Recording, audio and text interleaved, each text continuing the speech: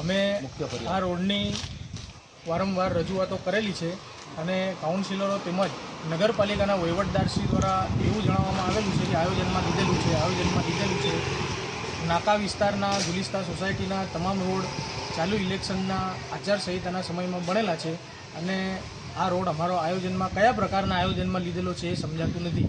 તો આ રોડ ખરેખર આયોજનમાં પાસ થઈ ગયો છે, એના પૈસા ચાઉ કરી જવાની વિધિ રંધાઈ રહી છે કે પછી શું છે કંઈ સમજાતું નથી.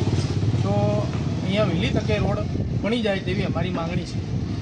અહીંયા છોકરાને પડી જવાનો ભય રહે છે, વારંવાર એક્સિડન્ટ બી થાય છે. એક્સિડન્ટ બી વારંવાર થાય અને સ્પાઇન સર્જરીના મરીજો બી અહીંયા ઘણા છે. એમને તો આવવા જવામાં આ રોડ પર ઘણી બધી તકલીફ, અને બાઇક તો પાછળ બેસાડીને બાઇક તો ચલાવવા એવી પરિસ્થિતિ છે.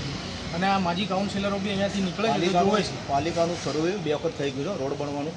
પાલિકાના એન્જિનિયરો 2-3 વખત આવીને જોઈ ગયા, પણ જેવી